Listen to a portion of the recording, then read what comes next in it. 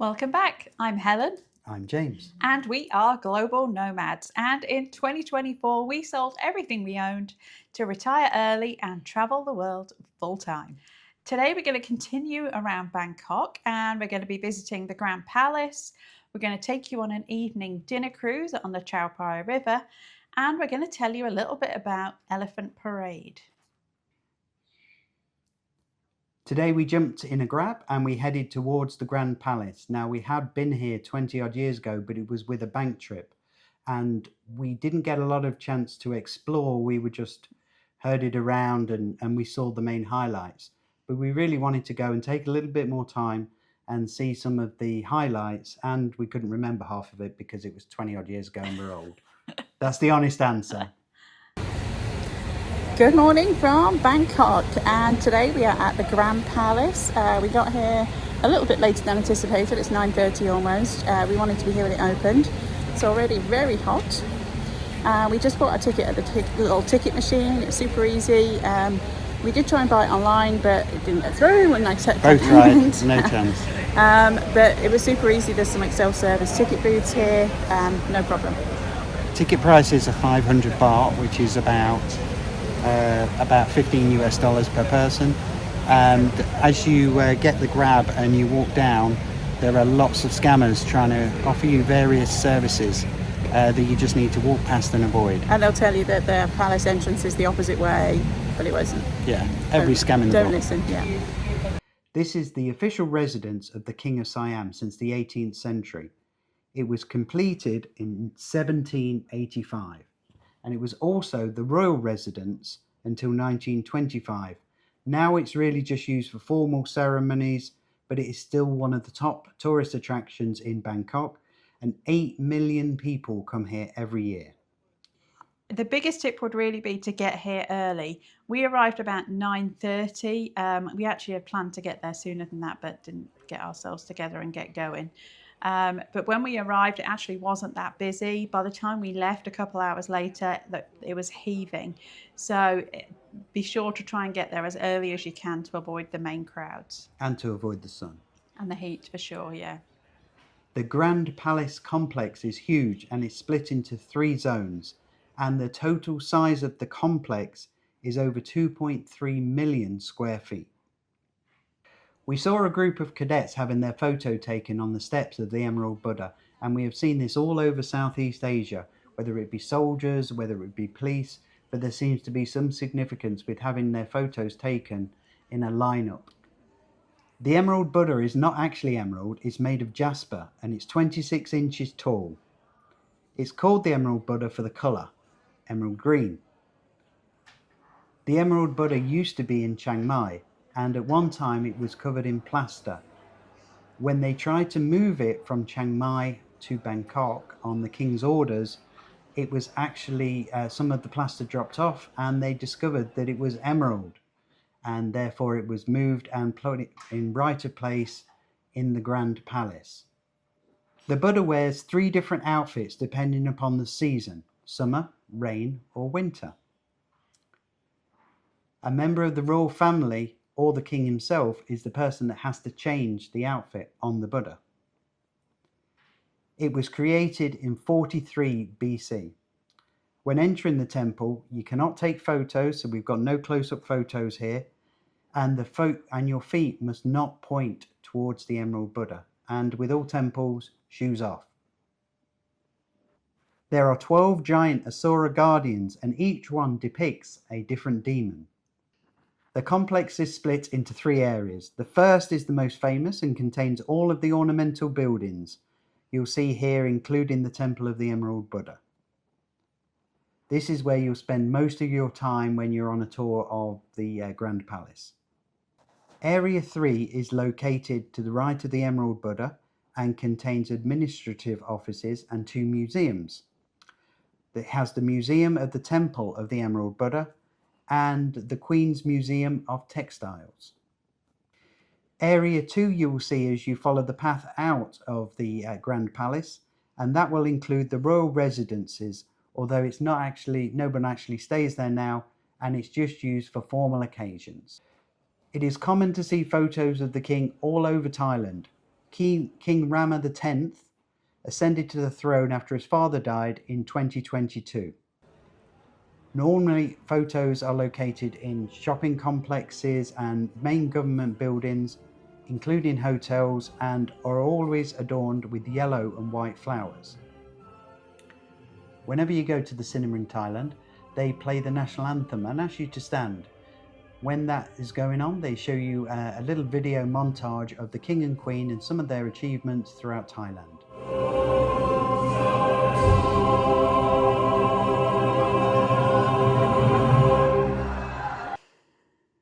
Everywhere you go in the Grand Palace, everything is gold leaf and it's immaculately maintained. We've been to many temples throughout Southeast Asia and everything is in pristine condition.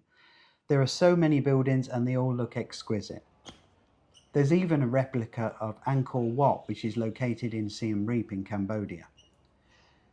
The story goes that the king was so proud of the influence of Thai culture and architecture on Angkor Wat that he wanted the whole thing moved from Siem Reap and placed in Bangkok so he could show all of the people its beauty.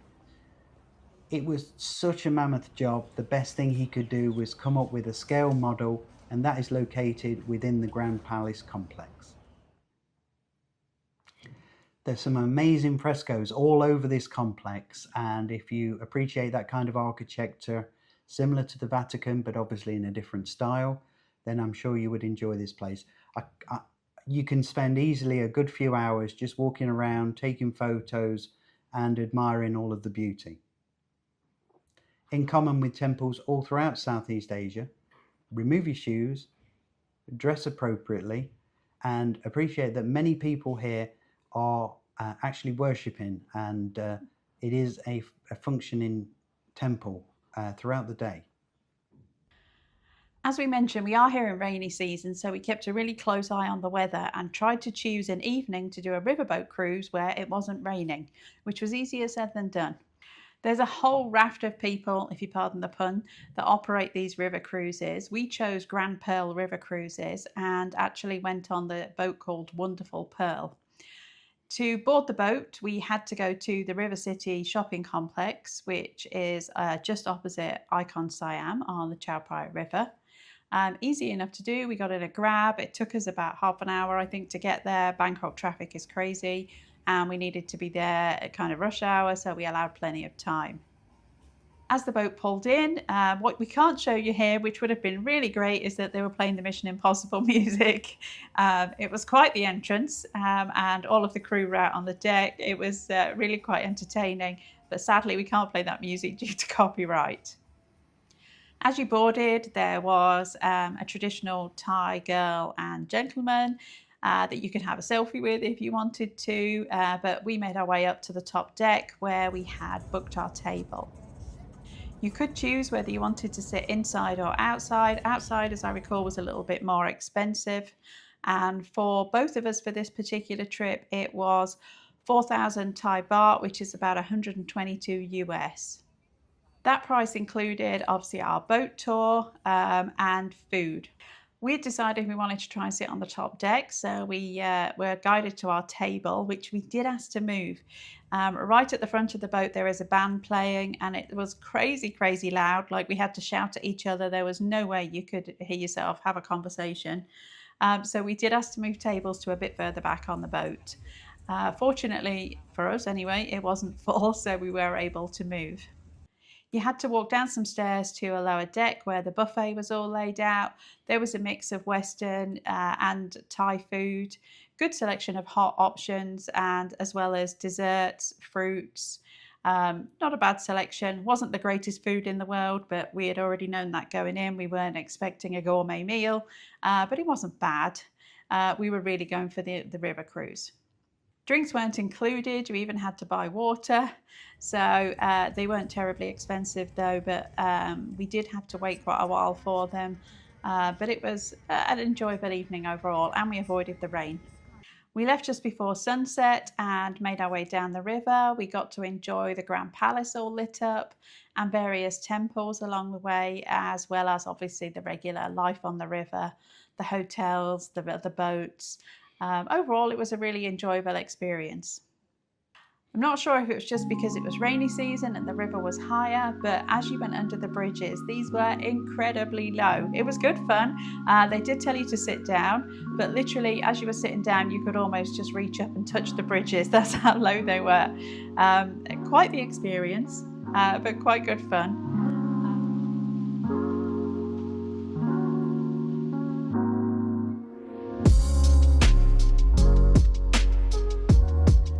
Later on in the evening, there was also some traditional Thai dancing, and again, you could have a selfie with these guys.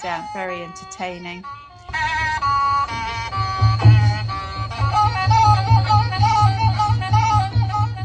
And we made our way down to the other end of the river, where there is a large market called Asiatic, a large outdoor market with also like a fun fair. There's a big Ferris wheel there too. We didn't actually make it there. We were a bit shopped out. But it was cool to see it all lit up.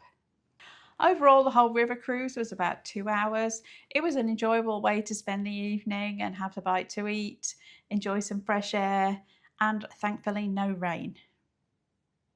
Thailand is not the bargain it used to be. It's still not an expensive place to visit, but it's not as value driven as it used to be.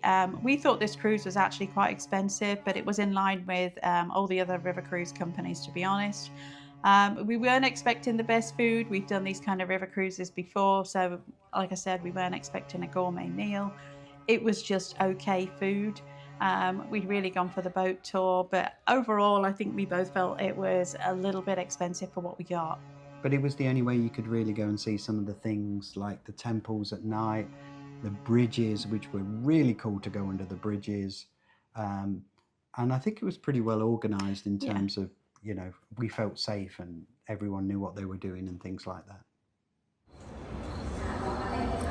Today we are at the Seacon Square Mall, where we came for a specific reason here in Bangkok, because they have the Art of Chang elephant parade that they are showing here.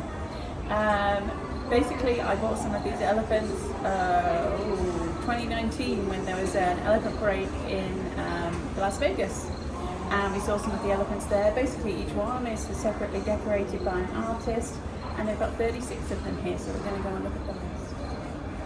In a future video in Chiang Mai, we are going to show you a bit more about Elephant Parade because that is actually where it's located. However, we are going to show you a little bit now. Elephant Parade is basically a charity that is established to set up and help support elephant conservation.